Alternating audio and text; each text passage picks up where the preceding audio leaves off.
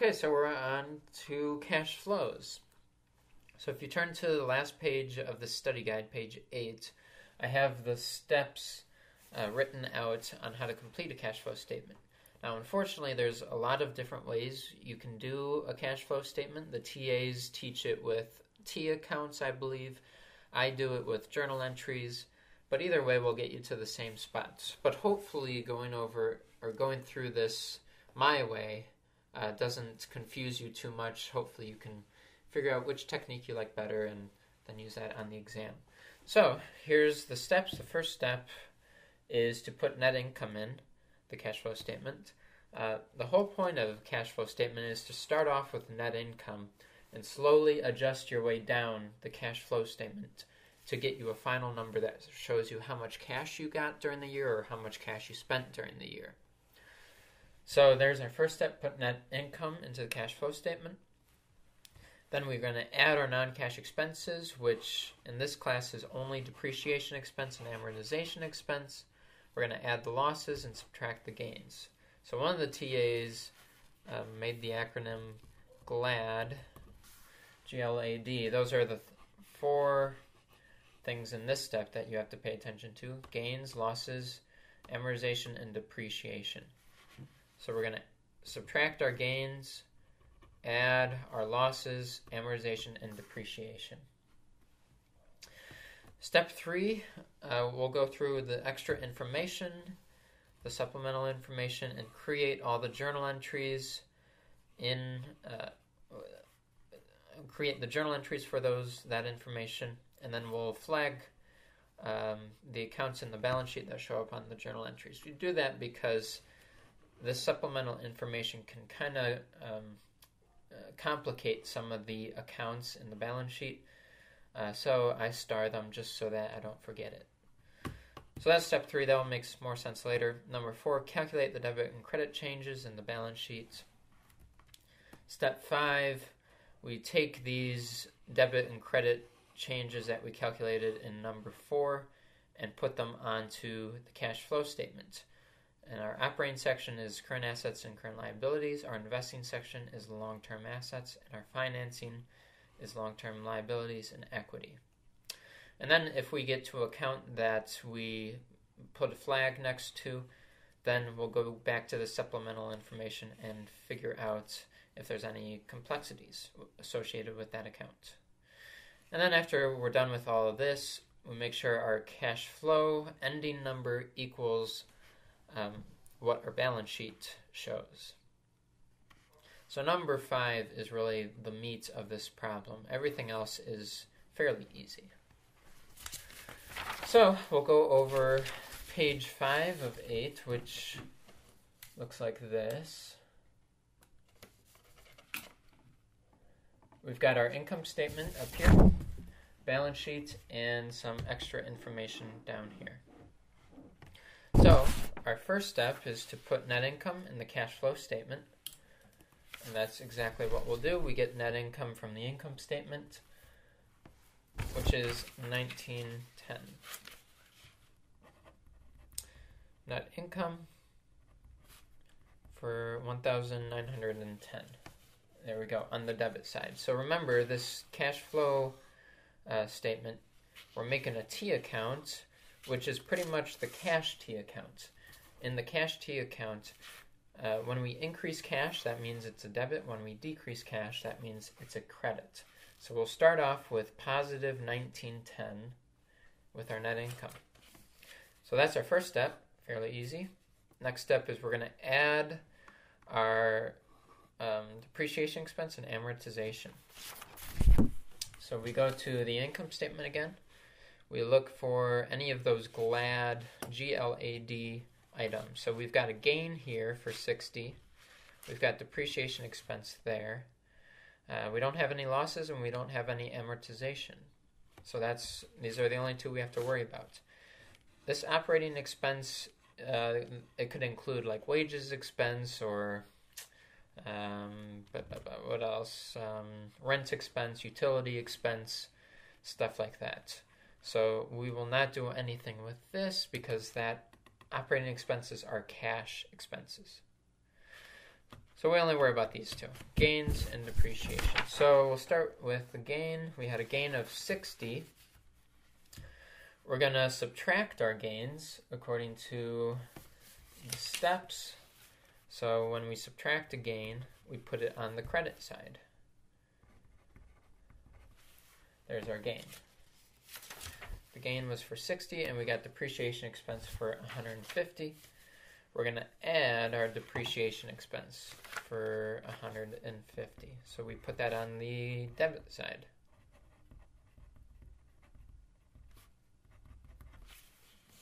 There we go. There's our cash flow so far. So we're done with number 2. Step 2, we'll go on to step 3. We go through the extra information and we'll create the journal entries for each piece. So let me zoom in a little bit.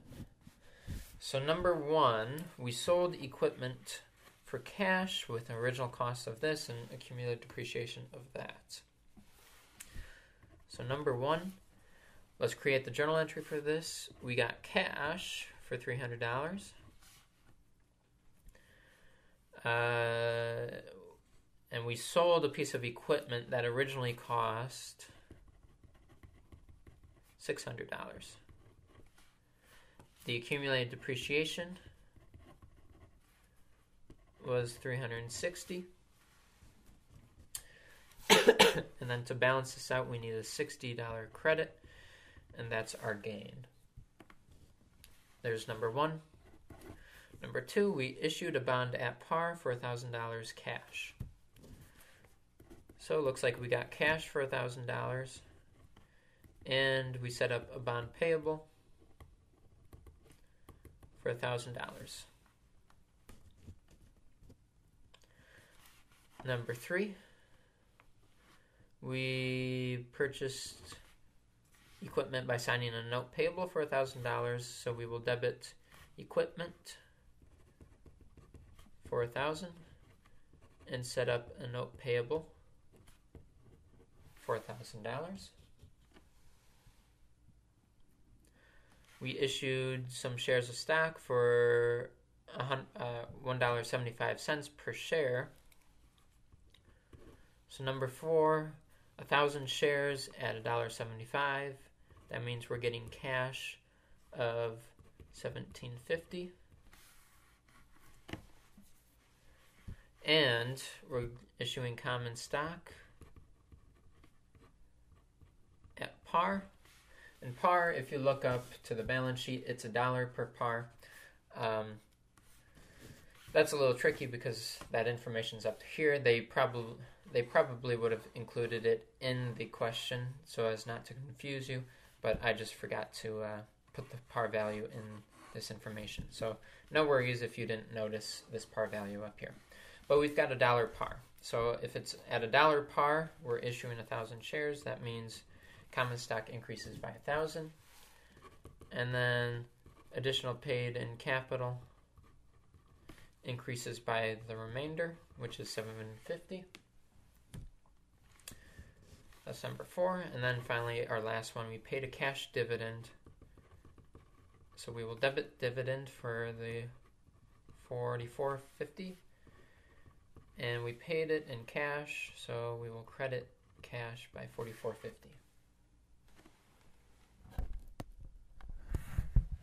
There we go. There's our journal entries. Now, what I suggest, and what step 3, which is what we're on, create the journal entries, and then flag the accounts on the balance sheet that show up in these journal entries. So what that means is, if besides cash, everything else will flag on the balance sheet. So, for example, in number 1, we started with debited cash, but we'll ignore all the cash amounts because we're not really too concerned with cash. Move on to accumulated depreciation on the equipment. We will star that in the balance sheet. Accumulated depreciation, number 1. The gain is not on our balance sheet. It's in the income statement, but I guess we can star that if we want. Not really necessary. we've got equipment. Equipment is on the balance sheet. We'll mark that. That's it for number 1. Number 2, we got another cash. We'll ignore that. We've got a bond payable here on the balance sheet. We'll mark that down. Number 2. Number 3, we've got equipment again. So we'll go back to equipment, mark that down. We've also got a note payable for number 3. Number 4, again, we have cash, where we can ignore that. We have common stock in number 4. And additional paid in capital for number 4. And then number 5, we've got a dividend. A dividend doesn't show up on the balance sheet, but dividends are included in retained earnings. So I'll mark the retained earnings on the balance sheet. And then cash, which we always we'll skip the cash. So there we go. We marked the accounts that were affected by this supplemental information. And again, the reason why we do it is because this supplemental information can complicate some of these accounts. So I just like to mark them down so that when I'm going through these accounts, I know which accounts might need a little bit extra time, and I'm going to have to go back to the supplemental information or the journal entries to kind of figure out what happened to cash. So there we go. That's step 3. Moving on to step 4, we'll calculate the debit and credit changes in the balance sheet. So here, we'll go to the balance sheet and we'll calculate the change in these accounts. So for example, we started 2017 with 8,000 and we ended with 7,000. Pay attention to the dates, 2017 and 2018. Sometimes they might flip-flop these dates. They might say that the one on the right is the previous year, the one on the left is the current year. So make sure you pay attention to these dates. So we started with 8, we ended with 7. That means we're decreasing cash by 1,000. So cash is being credited $1,000 as a whole. Accounts receivable, we started at 55, we ended at 4. So that's a $1,500 decrease. So that's a $1,500 credit. Inventory started at $1,800. We ended at $2,900. That is a $1,100 increase, I believe. Yep, should be. 29 minus 18. Yep, 1,100 increase. So that means we're debiting inventory 1,100. Equipment, we start at 1,000, ended at 1,400. Equipment's being increased by 400, which is a debit. Accumulated depreciation, remember, this is a little tougher. We've got negative 510 and going to negative 300. Now remember, accumulated depreciation is a contra asset, so it's kind of a negative asset, if you can think of it like that. Accumulated depreciation will always, on these types of balance sheets, be a negative. So we go from negative 510 and decrease to negative 300. Which is 210. We're decreasing by 210, which is a debit. Remember, accumulated depreciation increases with a credit and decreases with a debit. That's the opposite of assets. Cash, accounts receivable, inventory, equipment, they all increase with debits, decrease with credits. It's the exact opposite with accumulated depreciation. We're decreasing as a debit. Accounts payable. Now we're getting into the liability and equity section. So remember, credits increase, liabilities and equity, and debits decrease. Accounts payable, we started at 4, we ended at 5. That is an increase by $1,000. So that's a $1,000 credit. Unearned revenue, 6 to 3, that's a 3,000 change as a debit, a decrease. Note payable increased by 1,000. Same thing with the bonds payable. Common stock as well, 1,000. Additional paid in capital by 750, and retained earnings decreased by 2540. So that's a debit, 2540 debit. And there we go. There's all our changes. That is step 4, calculating the differences on the balance sheet. Now step 5, which is the real meat of the question. Fill in the cash flow statements using the numbers calculated in step 4. So we're going to use all these numbers, or most of these numbers, and fill them in to the cash flow statement. Debits calculated in step 4 will be a credit in the cash flow statement and vice versa.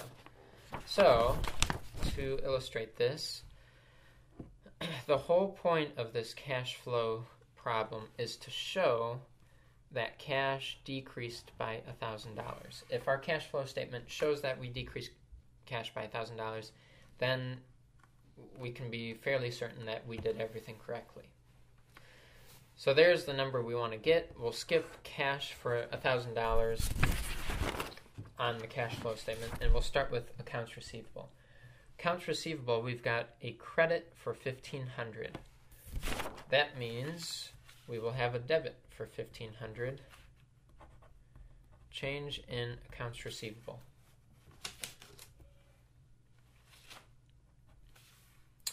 And this delta, or this triangle, it signifies change in accounts receivable.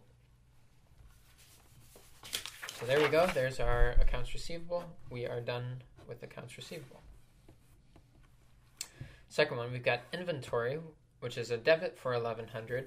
So on the cash flow statement, we will have a credit of $1,100. Change in inventory.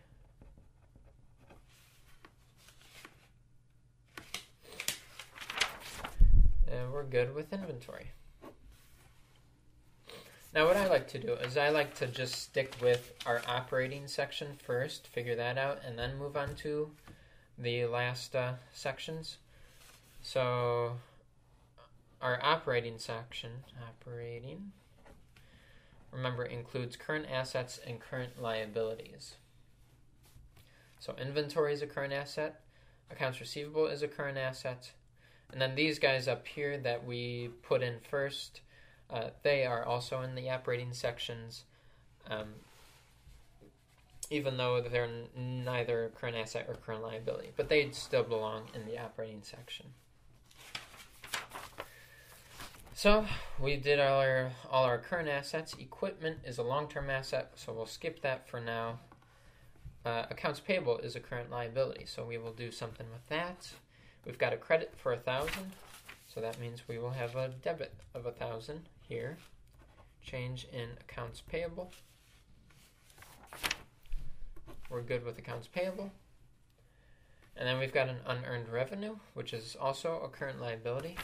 A debit for $3,000, so we'll have a credit for $3,000 here. Change in unearned revenue. So we're good there. That's all our current assets and current liabilities. These are all long-term and equity accounts. So that's all of our operating section. So we can add this up and figure out what our operating income is. So we start with net income, add all our debits, subtract our credits. 1910 plus 150.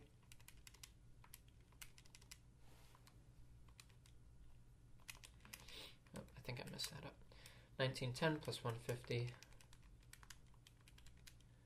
plus 1500 plus 1000 minus 60 minus 1100 minus 3000. I'm getting 400 as a debit.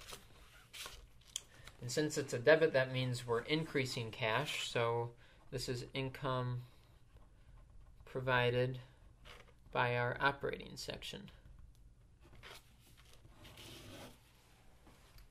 Hopefully you can read that. Income provided from operating. If for some reason, or if we would have gotten a credit balance, then we would have put the number here, and the title would have been income used in operating, because this number would be subtracting cash, so it would be income used from operating. But in this case, it's income provided. There's our operating section. We can move on to our investing section. So our operating included current assets and current liabilities. Our next includes long-term assets, our investing section. So we'll go back here. The only long-term assets that we have is this equipment and the accumulated depreciation associated with it. So we'll go through that. Our equipment, we've got a debit of $400. So you might think that we would credit $400 here, but we have a flag here, which tells us that this equipment account might be a little bit more complex than what this 400 tells us. So we won't credit the cash flow for 400. We will go back to number 3 and number 1 to figure out how much cash we actually got. So in number 1, we got, how much cash did we get? We actually got $300 in cash. So these journal entries tell us exactly how much cash we got from the transaction. And however much cash we got, or how much ever cash we spent, will go on to the cash flow statement. So in this case, in number 1, we debited cash for $300. So that's what we'll do on our cash flow statement. We will debit for $300. And our title, we won't say change in equipment. We've got to be a little bit more specific now. We've got to say something like sold equipment, because that's what we did. In number 1, we sold some equipment, and we got $300 cash. So you can cross that off because you've already put it down and you don't want to recount it again. So that is coming from number 1. We also have got a journal entry involving equipment in number 3, which number 3, we've got a debit for equipment and a credit to a note payable. Now this transaction does not involve cash at all. So we won't do anything to the cash flow in regards to this journal entry. So there we go. That's all we have to do for our investing section. We should maybe also go through the accumulated depreciation, because that's also on here too. That's affecting journal entry number 1, which we have accumulated depreciation here, but we already took care of this cash journal entry. So we are good there. We're getting $300 income provided in our investing section.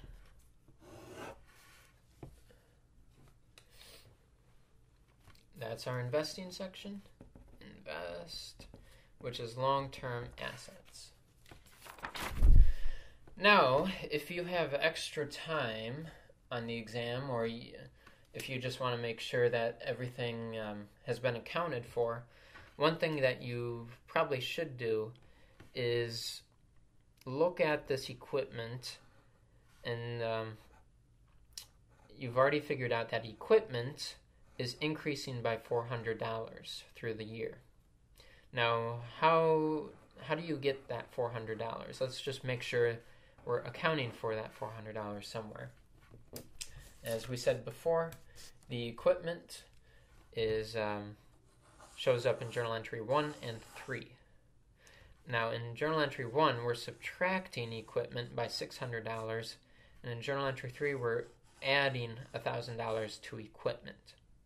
So if we're adding $1,000 here and we're subtracting $600 here, that means in total we're adding $400 to equipment, which is exactly what our balance sheet shows.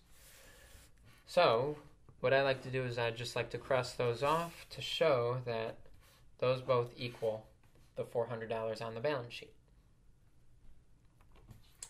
Same thing with the accumulated depreciation. Let's show that we had a debit for $210 somewhere. Now, accumulated depreciation only shows up in journal entry number 1. In journal entry number 1, we're debiting accumulated depreciation by $360, which is kind of confusing because in the balance sheet it shows $210. Now, why here we're decreasing accumulated depreciation by $360 and the balance sheet shows a decrease by $210, which means that somewhere along the line we're increasing accumulated depreciation by $150. And I got that number because, or taking the difference between these two, how do I say this? So we're trying to figure out a net debit of $210. Right now we have a net debit of $360, which means we need a credit of $150 to balance this $360 off to get $210. Hopefully that makes sense. The TAs also use a bunch of T accounts, which we can use here. The accumulated depreciation, we want a debit of $210. Our journal entry shows a debit of $360. So to balance this out, we need a credit of $150. Now this $150 will show up in a journal entry. We'll call this journal entry number 6. So we're crediting accumulated depreciation by $150, and then naturally we would debit depreciation expense by $150 as well. So there's the journal entry that would have happened during the year. It's just not explicitly stated here in the supplemental information, but you can assume it because of the math that we just performed. So if we've got a debit to accumulated depreciation for $360 here and a credit to accumulated depreciation of $150 here, that means it's a net debit of $210. So there we go. We have explained how we got accumulated depreciation of $210. Now this depreciation expense of $150 should look familiar to you because it's in our income statement up here. Depreciation expense of $150. That explains how we got the depreciation expense. We can cross it off because we don't need it anymore, and it matches what our income statement says. And then we can go to finish off this journal entry number 1. We've got a gain of $60, and that should look familiar as well because that is in our income statement. So a gain of $60 matches our income statement. We can cross that off. So the reason I'm crossing these off again is just to make sure that all my information that I performed down here matches what's going on in the above statements. It helps with some of these harder problems to make sure that you have accounted for everything that is involved. Now, some of these easier questions, you don't really need to go through all this trouble, but if you go on to intermediate accounting, it is helpful to do all this extra work just to make sure that everything is in its place. So there we go. There's our equipment and accumulated depreciation. We can move on to our financing section, which involves long-term liabilities and equity. So here we've got a long-term liability, the note payable, which has got a credit of $1,000. So you would think that we would debit our cash flow by $1,000 for the note payable, but we've got a little marker here, so things may be complicated. So we'll go to number 3. Journal entry number 3, we've got a credit to note payable by $1,000, but cash is not involved anywhere in this transaction. So the we won't do anything on the cash flow statement that involves the note payable because the note payable on the balance sheet has a credit of 1,000, and our journal entry has a credit of 1,000 as well. So those both match, and since they match, we can cross them off, and we're done with note payable. Now how about the bond payable? We've got a credit of 1,000, so you'd think we'd put a credit of 1,000 here, but let's just, we've got a marker here, so we'll go to number 2, and we see, okay, we're crediting the bond payable by 1,000, but we're also, we've got cash here for a debit of 1,000, so that's what we'll do on our cash flow statement. We've got increasing cash by 1,000, because that's what we're doing in the journal entry. And our title will be Issue Bonds. Remember, you can't just say change in bonds payable like we did up here. In the investing and financing section, you have to be a little bit more specific. So I knew we were issuing bonds because we can look back at number 2 and it says issued a bond. So they give you pretty much the answer to what your title should be in this supplemental information. So there we go. We accounted for that cash. We can cross it off. And this bond payable. Our balance sheet has an increase to bonds payable by 1,000, a credit, same thing as our transaction, our journal entry. So we can cross those both off. Now you might be thinking to yourself, but wait a minute, so if I originally just saw bonds payable, a credit of 1,000 here, then I could have just done a debit to 1,000 here, like we've been doing with some of these other accounts. It's true that you could have done it for this example. It worked out. Nothing was too complex with the bonds payable, but like in the note payable, for example, we had a credit for 1,000 here, but we didn't debit the note payable by 1,000 here. And the reason was because the note payable increased, but it did not affect cash at all. The bonds payable, though, increased, and it did affect cash. So since it did affect cash, we put it in the cash flow statement.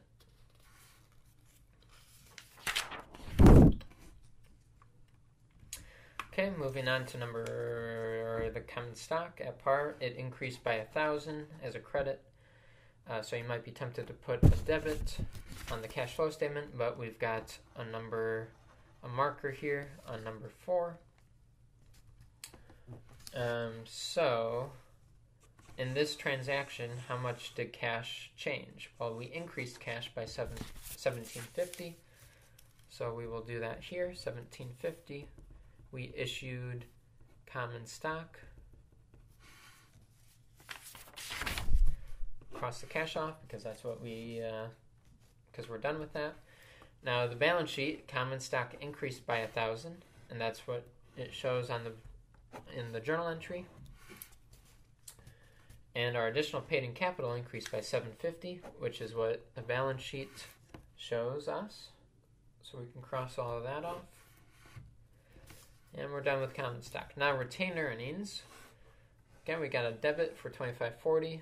We're not going to put a credit for $25.40 because we've got a little marker here. Number 5, we've got cash as a credit for $44.50. So that's what we'll put on the cash flow statement. And our title will be something like paid a dividend.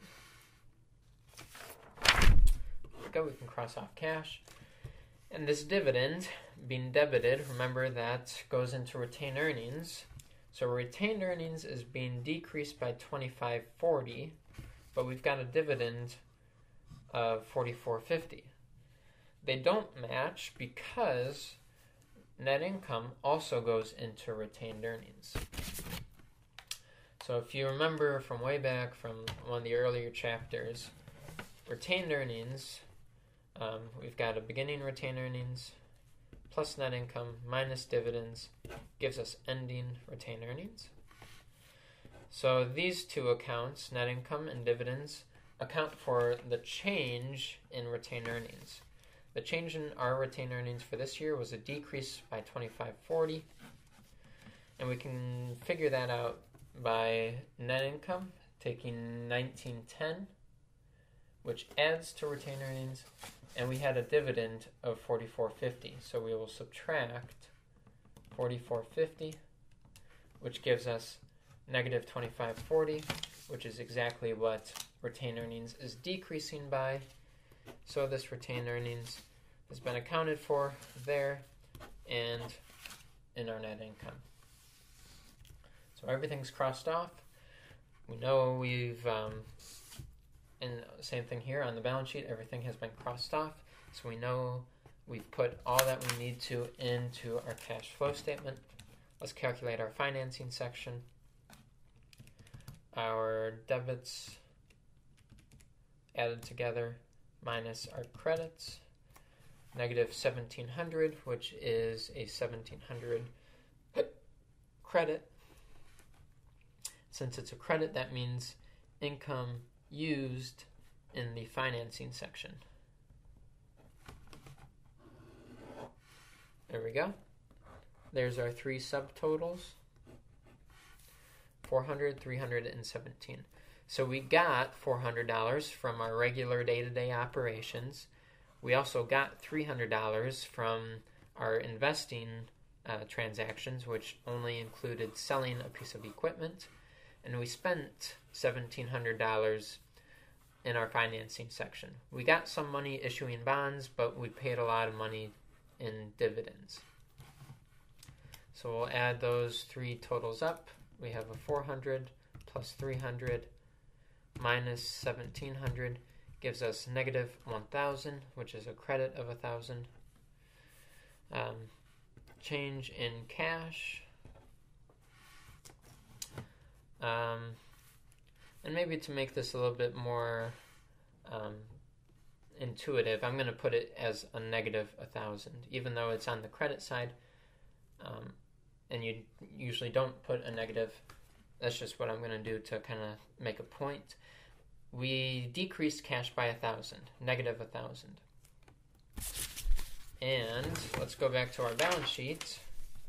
We began the year with $8,000. So beginning cash was $8,000. And our ending cash,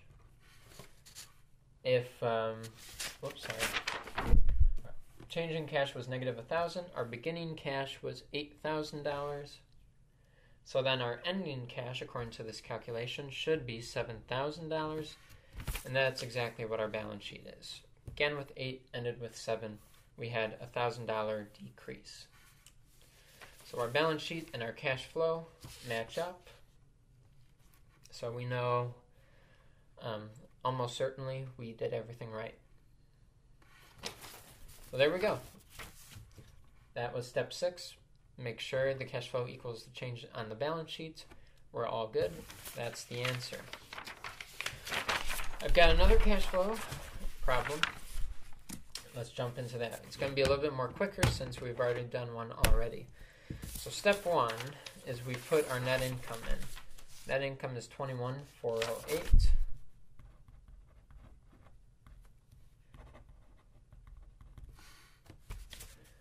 Step 2 is we add or subtract those GLAD accounts.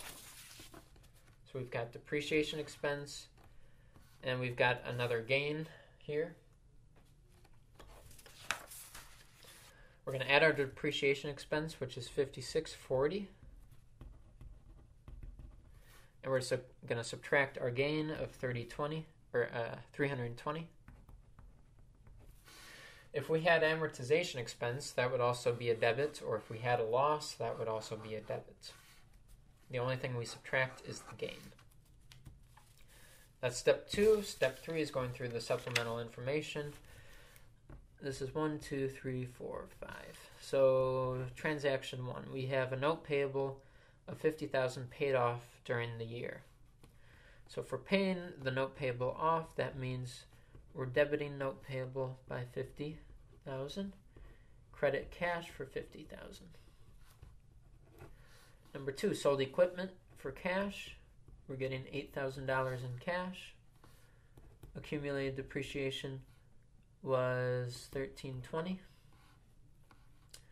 and the equipment originally cost $9,000. So we have a gain of $320. Number 3, we bought equipment by signing a note payable. Debit equipment by $100,000. A note payable by $100,000. Number 4, we're recording depreciation expense. $200 for the building and $54.40 for the equipment.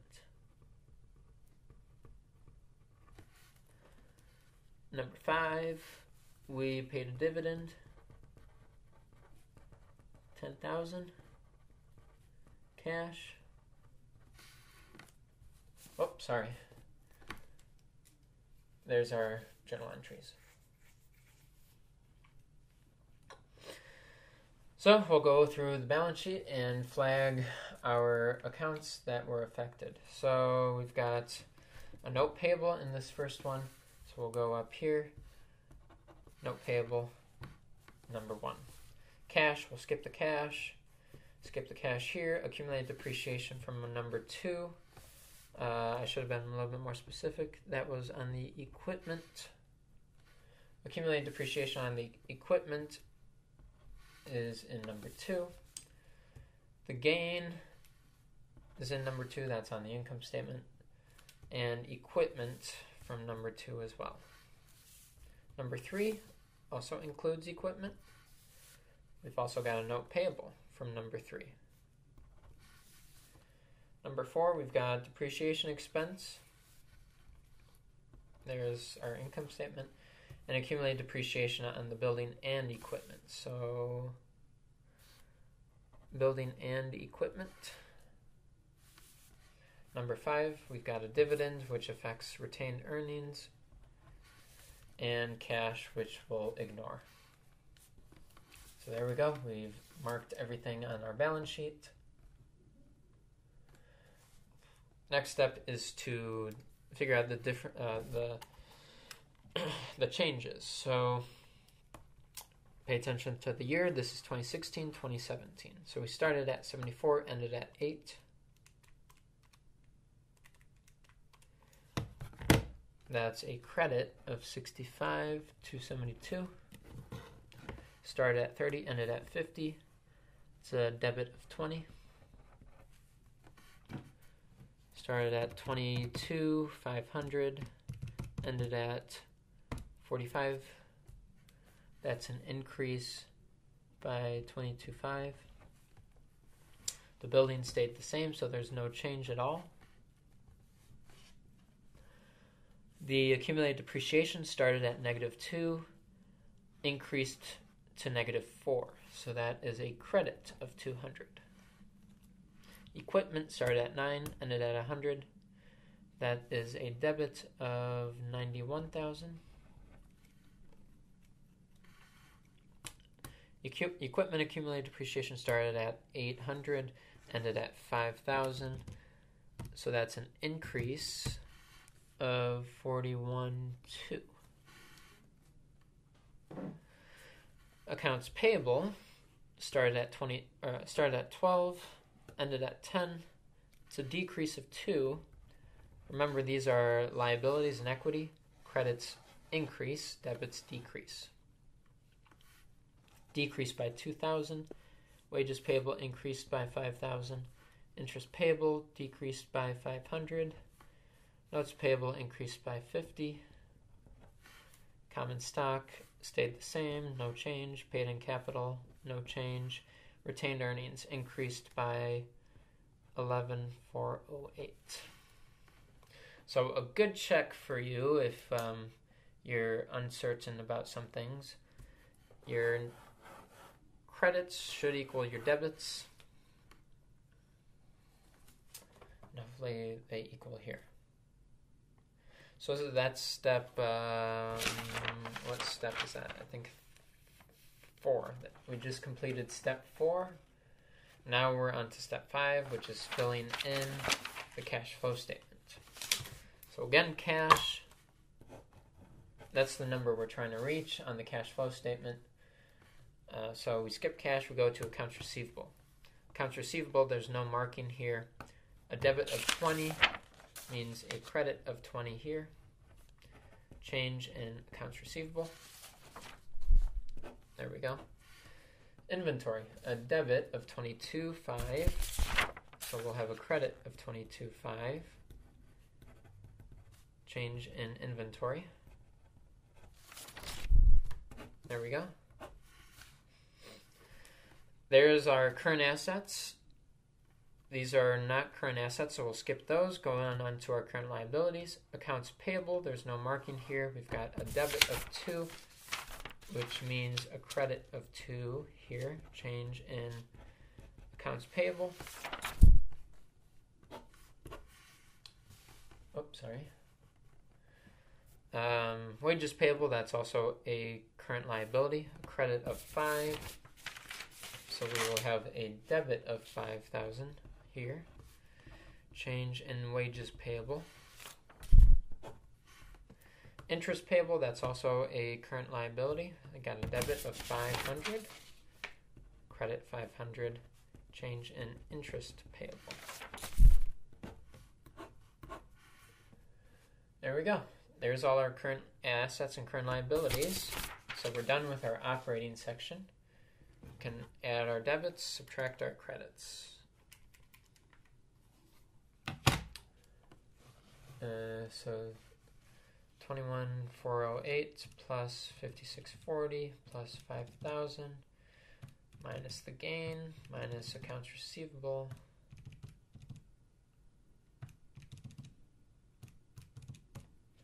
And we've got a credit of 13,272. So this is income used in our operating section. Used is on the credit side, provided is on the debit side. There we go. Onto our investing section. Investing includes long-term assets, like this building. The building had no change, so we can, it's kind of a freebie. There's nothing involved on the cash flow statement. The accumulated depreciation on the building had a 200 credit, but we've got a marking here from number 4. So let's figure out if anything is going on with cash in number 4. In journal entry number 4, no cash is involved, so we don't have to do anything on the cash flow statement. But what we can do is we can try to figure out where this 200 is coming from. So accumulated depreciation on the building is increasing by 200, a credit of 200, and that's where that's coming from. Accumulated depreciation 200 there, so we can mark those off. Equipment, that's a long-term asset that goes in the investing section. Debit of 91, but we won't credit 91 here because we've got a little marking here for number 3 and 2. So let's go to those transactions, see what happened to cash. So in number 2, cash increased by 8,000. So that's what we'll do on the cash flow statement, 8,000. And in number 2, we sold a piece of equipment. So that's what our title will be. There we go. We can cross that off because we included it. Nothing else has happened to cash in number 2. And then number 3, remember equipment, number 2 and 3. Equipment and note payable. So nothing involving cash. We won't have to do anything with the cash flow statement. But let's figure out where this 91,000 is coming from. So this is equipment being increased by 91. In this transaction, we're increasing equipment by 100, and then in this transaction, we're decreasing by 9,000. So that's a net increase of 91, increase of 100, decrease by 9, which is a net increase by 91. So we explained everything there. We can cross it off. Accumulated depreciation on the equipment, a credit of $41.20, but we won't debit the cash flow statement yet because we've got some extra things going on here. Number 2 and 4. So in number 2, we've already done this $8,000 in cash, so we don't need to do it again. And in number 4, there's nothing going on with cash, so we don't have to do anything. Excuse me. With the cash flow statement. But let's try to figure out where this $41.20 is coming from. We're increasing accumulated depreciation by $41.20.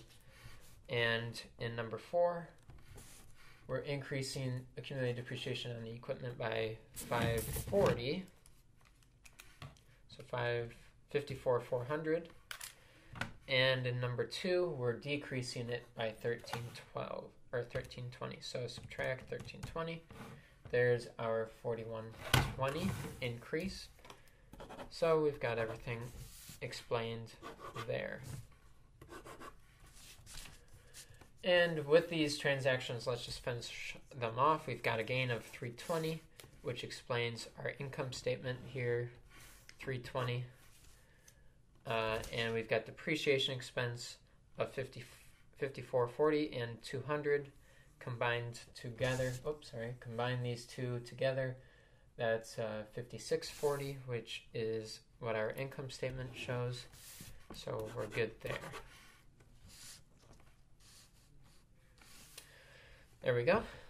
That's all of our long-term assets. So $8,000 is our income provided through investing. There we go. Moving on to our financing section, which includes long-term liabilities and equity. So our notes payable had a credit of $50, but we won't debit the cash flow by $50 because we've got some extra things going on.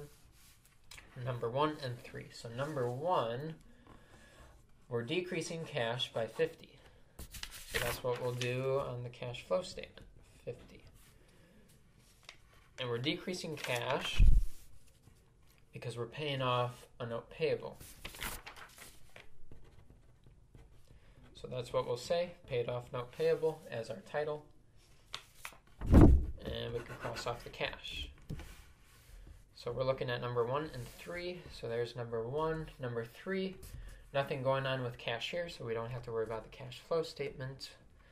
But let's try to figure out where this credit of 50 is coming from. Well, we've got a credit of 100 here and a debit of 50 here, which equals out to a credit of 50,000, and that explains that note payable. So again, to point out the importance of going through the supplemental information, you might have seen a credit of 50 here, which means if you are just blindly going through this, you might think to put a debit of 50 here. But in this case, we've got a 50 credit on the balance sheet, but somehow we're getting a 50 credit here. And that's because part of the note payable was used in a non-cash transaction. We bought a piece of equipment using debt.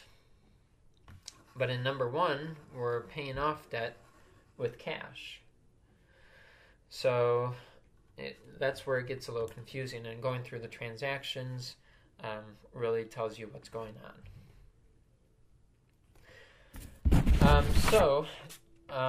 Something I didn't mention before, a transaction like this in number 3, where we buy something not using cash.